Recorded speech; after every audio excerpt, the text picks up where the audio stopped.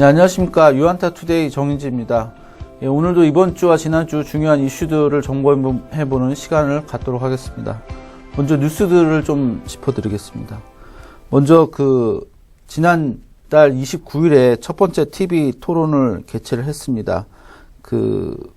일단은 바이든 후보가 좀 우세했다라고 결론적으로 말씀드릴 수 있겠고요. 미국의 어떤 CNBC와 체인지 리서치가 토론 이후에 지지율을 점검을 해보니까 54%가 바이든, 41% 트럼프 대통령 지지한다 그래서 13%포인트 차이가 났습니다. 이는 오차 범위를 크게 벗어난 수치고요. 누가 잘했냐라는 질문에는 53%가 바이든, 29%가 트럼프를 찍었습니다. 그리고 응답자의 한 77% 정도가 이번 토론으로 미국인으로서 자랑스럽지 못하다 이런 느낌을 받았다라고 그러고요. 잦은 끼어들기와 상호 비방, 막말 이런 걸로 언론의 혹평을 받았습니다. 어쨌든 2차는 이번 달 15일 플로리다 마이애미에서 진행을 하고요. 3차는 22일 테네시 내슈빌에서 열리게 돼 있습니다. 중요한 어떤 선거인데 선거전이 굉장히 좀 혼탁하게 가는 것 같아서 걱정스럽습니다. 다음으로 잘 아시겠지만 트럼프 대통령이 10월 2일에 코로나 확진 판정을 받고 입원 중에 있습니다. 입원 중에 항바이러스제 렘데시베르를 두 번째로 투약을 받았다라고 하고요. 상황이 점차 호전이 돼서 현지 시간으로 5일에는 퇴원이 가능할 거다라고 얘기들이 나오고 있습니다. 정확한 경과는 지켜봐야겠지만 어쨌든 상태가 좀 나쁘진 않은 것 같고요. 과거에 어떤 정치적인 이슈들 미국 시장에선 충격이 있었지만 결국은 좀 다 회복하는 모습 보였기 때문에 또 이번에는 트럼프 대통령이 만약에 원활하게 회복만 된다면 큰 이슈는 아닐 거라고 보고 있고요. 전주말에도 S&P 500 지수는 0.96% 하락에 그쳐서 시장에서도 큰 어떤 충격은 일단은 나타나지 않는 모습입니다. 그다음 중요한 이슈 중에 하나가 3일날 미국의 다수당인 상원의 다수당인 공화당의 미치 매코넬 원내대표가 19일까지 2주 동안 입법 적용을 중단한다고 밝혔습니다. 상원이 셧다운 됐는데요. 이 공화당 상원 의원 8명 중 3명이 확진을 판정을 받아서 2주간 상원을 셧다운 한다라고 발표를 했는데 이 중요한 이슈가 뭐냐면은 부양책에 대한 논의가 이제 2주 동안 안 되는 거 아니야 이런 좀 우려감이 좀 나올 수 있겠고요. 하원에서는 민주당의 안대로 2.2조 달러의 어떤 부양안이 통과가 됐는데 상원을 통과를 해야 결과적으로 이게 발효가 될 수 있는 거기 때문에 그런 점에서는 좀 우려긴 한데 낸시 펠로시 하원의장은 이런 사태를 이렇게 얘기를 했습니다. 공화당 의원들이 코로나19의 어떤 위험을 실제로 확인을 하면서 부양책 관련 협상이 좀 더 빠르게 진전될 수도 있지 않겠냐. 그리고 우리는 중간점을 찾아서 끝까지 논의할 거라고 밝혔습니다. 그래서 어쨌든 이게 셧다운이 되긴 했지만 공화당 쪽에서 이번 코로나 사태의 어떤 심각성을 좀 강하게 느꼈을 거기 때문에 협상의 진전이 빨리 될 수도 있겠고요. 뒤에서 경제지표에서도 설명드리겠지만 결국은 미국의 지금 어떤 경제는 부양의 효과로 돌아가고 있고요. 7월 이후로 부양 규모가 줄어들면서 경제지표 전체적으로 이렇게 슬로우 다운되는 현상이 나타나고 있습니다. 다음으로 삼성전자 관련된 이슈인데 이번 주 수요일이죠. 7일에 삼성전자 3분기 실적 발표를 합니다. 현재 시장의 컨센서스는 9조 9,986억 원으로 10조에 근접하는 수준인데 작년 3분기 대비 28.5% 정도 증가한 수치고요. 일각에서는 11조 원이 넘는 숫자가 나올 수도 있다 이런 얘기를 합니다. 화웨이에서 재고를 확보하기 위해서 조금 3분기에 많이 매수를 했다라고 볼 수 있겠고, 근데 문제는 4분기입니다. 4분기 이후에는 화웨이에서 삼성전자 반도체를 살 수가 없기 때문에 이것 때문에 어떤 4분기에 대한 불확실성이 상당히 부각이 되고 있습니다. 그래서 만약에 7일날 실적이 서프라이즈가 나오고 주가가 올라가면 어쩌면 그때가 단기 고점 될 수 있지 않을까 이런 좀 걱정도 좀 되고 있고요. 그래서 7일날 삼성전자 실적 발표 이후의 흐름을 잘 보시기 바랍니다. 그 다음에 코로나 이슈에 대해서 좀 말씀드려야 될 것 같은데, 이탈리아 같은 경우는 지난 10월 3일에 2,844명 확진이 됐습니다.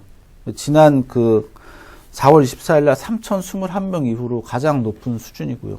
뭐 쭉 보시면 아시겠지만 이제 줄다가 여름 이후로 이제 쭉 이렇게 늘어나는 모습이고, 지금 날씨가 이제 추워지고 있는데, 그래서 뭐 이탈리아뿐만 아니라 유럽이나 미국 쪽에서도 계속 확진자가 늘어난다는 거는 결국 뭐 좋은 뜻은 아닐 거라고 봅니다. 시장이 어쨌든 코로나 극복하는데 시간이 좀 걸릴 수 있다, 이렇게 좀 보시면 될 것 같고요. 그다음에 국제유가도 코로나 확산 이슈로 좀 하락을 했습니다. 이제 기술적으로 보자면 41달러 수준의 60일 이평선까지 회복 시도를 했다가 다시 이제 밀리는 모양인데, 어쨌든 36달러 수준의 120일 이평선이랑 전저점 지지가 있어서 반등이 나와서 이 하락 추세는 좀 돌파를 해주면 다시 상승할 가능성을 좀 열어둘 수가 있습니다. 그래서 요 과정 우리가 좀 확인을 하자. 그리고 뭐 만약 최악의 상황이 벌어진다면 이렇게 하다 이렇게 아래로 무너질 수도 있겠죠. 뭐 그럼 추가적인 조정이 좀 가능할 것 같고요. 일단은 좀 36달러에서 지지 시도가 나올 것 같고, 이후에 요 횡보 과정에서 움직임을 좀 잘 보실 필요가 있을 것 같습니다. 다음 경제 지표에 대해서 좀 설명을 드리겠습니다. 지난주에 발표된 경제 지표인데, 미국의 8월 개인 소득입니다. 2.7%, 전월 대비 마이너스 2.7%인데, 우리 예상치는 2.1%였습니다. 그래서 그보다도 좀 낮아진 숫자를 좀 보이고 있고요. 그리고 ISM 제조업 지수입니다. 9월 제조업 지수인데, 예, 마찬가지로 이제 꺾였습니다. 55.4로 꺾였는데, 원래 이제 55.9였죠. 원래 예상은 55.9였는데 예상치보다도 조금 낮게 나온 모습을 보였고요. 그래서 경제 지표들이 예상치를 조금씩 하회하고 있습니다. 이제 좀 고점 찍고 꺾이는 모양이고, 그리고 실업률 관련해 가지고는 좀 안 좋은 결과가 나왔습니다. 이게 66만 1000명 신규 일자리가 이제 9월에 그렇게 66만 1000개가 늘어났다라고 나오는데, 원래 예상치는 이제 85만 9,000개였습니다. 85만 9,000개가 늘어나야 되는데 66만 1,000개 늘어났고, 실업률은 예상치가 약 8.2%였는데 예상치보다는 좀 좋게 나왔습니다. 7.9% 나왔고요. 어쨌든 이 일자리 증가가 이제 둔화되는 거는 당연하죠. 코로나가 계속 확산이 되고 있기 때문에 예상했던 것보다 일자리가 이렇게 늘어나는 속도는 좀 줄어들고 있는 거 아닌가, 이렇게 생각이 되고요. 그 다음에 이번 주에 발표되는 지표는 이제 5일날 ISM 서비스업 지수. 지금 8월까지는 56.9 정도인데 9월 전망은 56.2입니다. 조금 더 떨어질 거라고 보고 있겠고요. 네, 이제 다음 지표로 무역 수지에 대해서 말씀드리겠습니다. 지금 10월 6일 날 8월 무역 수지를 발표하게 되는데요. 7월 달에는 636억 달러 적자였는데 8월에는 662억 달러로 적자 규모가 좀 더 이제 늘어날 걸로 예상이 되고 있습니다. 그래서 뭐 이 미국의 무역 수지 적자, 이게 참 걱정이 되는 부분이죠. 앞에서도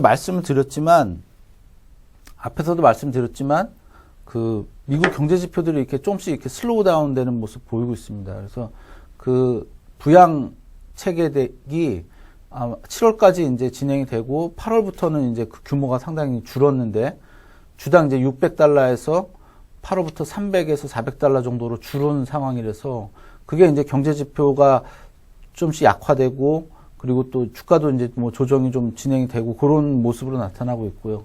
그래서 이번 주 어쨌든 상원이 셧다운돼 있긴 하지만 뭐 민주당은 2.2조 달러, 공화당 1.6조 달러 제시하고 있는데, 이게 협상이 진행이 돼서 어쨌든 부양책이 다시 실행이 되면 경제 지표도 개선이 되고 주가도 뭐 개선이 될 거라고 보고 있습니다. 그래서 일단 뭐 장기적으로는 사실 부양책이라는 게 미국이라는 나라에 큰 부담이 되긴 하겠지만, 단기적으로는 그 부양책에 따라서 어떤 경제 효과들이 좀 달라질 거다, 이렇게 말씀드릴 수가 있겠고요. 차트로 좀 설명을 드리자면, 나스닥 지수 같은 경우는 MACD에서 매수 신호가 났습니다. 그래서 60일 이평선 이탈하고도 낙폭이 좀 제한되면서 이제 상승을 했고요.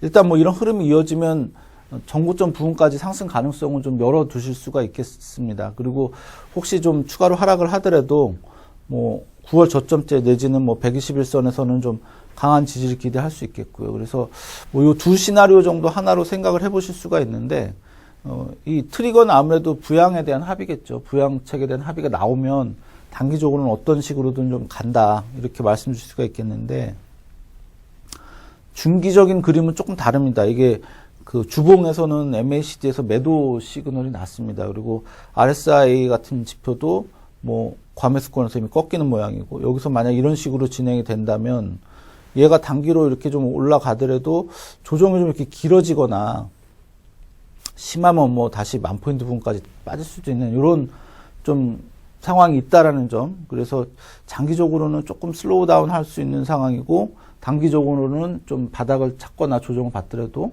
반등할 수 있는 모습이다, 이렇게 정리 드릴 수가 있겠고요.